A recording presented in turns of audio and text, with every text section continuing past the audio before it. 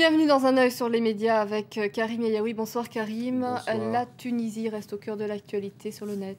Sur le net et dans les médias français, on en parle encore beaucoup. On partageait sur Twitter cette une de Libération. Tunisie, la révolution trahie.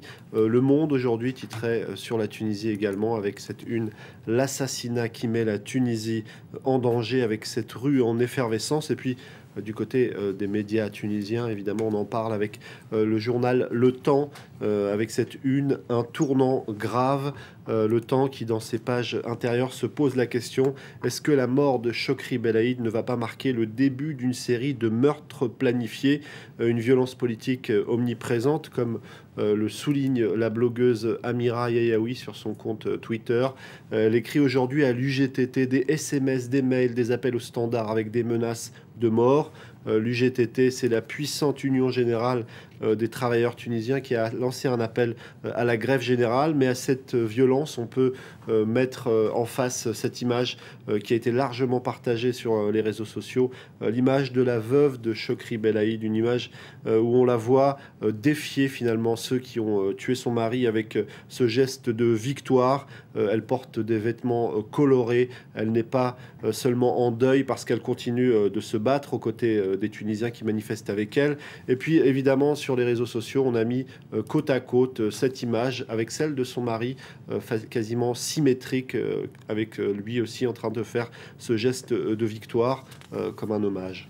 La société tunisienne en danger, mais est-ce que le pouvoir islamiste n'est pas aussi en train de vaciller? Alors la société tunisienne est en danger, en tout cas c'est l'analyse que font la plupart des médias, comme dans ce dessin de presse un petit peu naïf publié sur le journal libanais An-Nahar. Il ne reste plus grand-chose de la fleur ou de l'arbre planté lors des révolutions arabes, mais comme vous le disiez, les islamistes aussi sont en danger, c'est ce qu'explique Jeune Afrique, parce que les islamistes ont même des difficultés à s'entendre entre eux. On a assisté à un conflit ouvert au sein d'Ennahda, le numéro 2, le chef du gouvernement, qui explique qu'il veut former un cabinet apolitique, et évidemment tout de suite après on lui explique que ça ne sera pas possible. Finalement, Ennahda n'a jamais réussi à stabiliser le pays de crise politique en crise sociale, mais aussi avec cette violence des groupes salafistes qui sont de plus en plus présents. Je vous montre encore un dessin de presse. Il y avait beaucoup de dessins qui étaient partagés aujourd'hui sur les réseaux sociaux.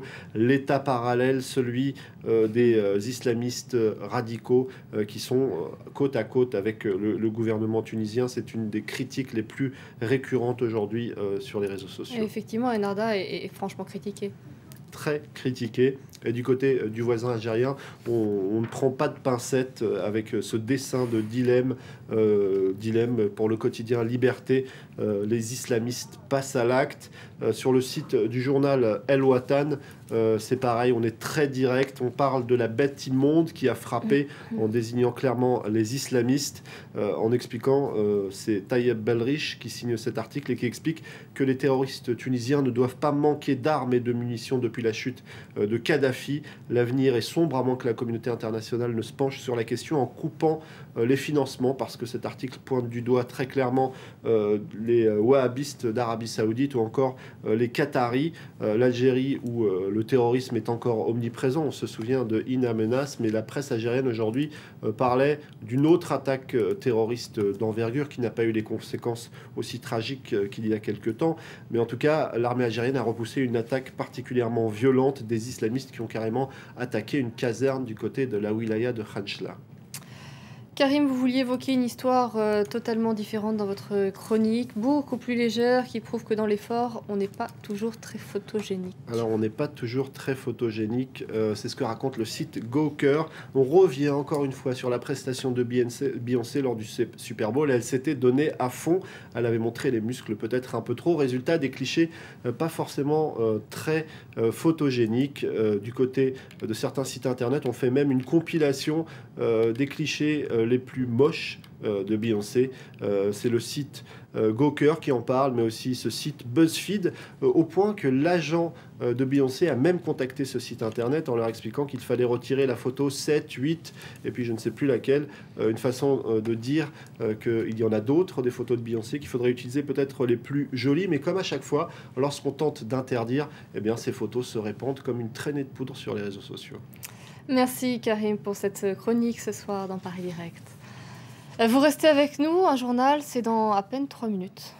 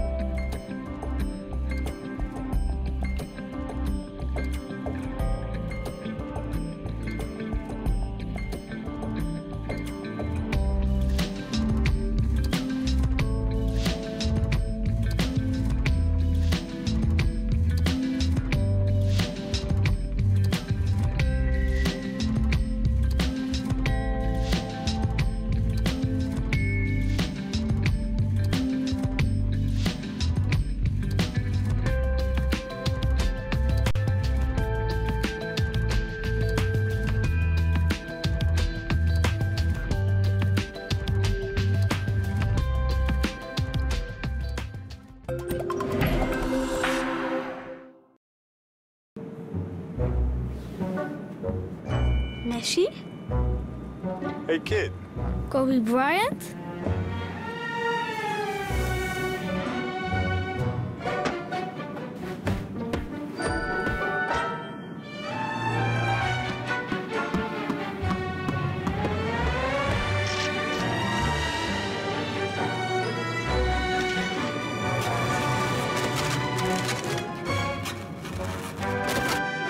Would you like to have some ice cream, young man? Ice cream? Tiens. Les meilleurs voyagent avec la meilleure compagnie aérienne d'Europe, Turkish Airlines.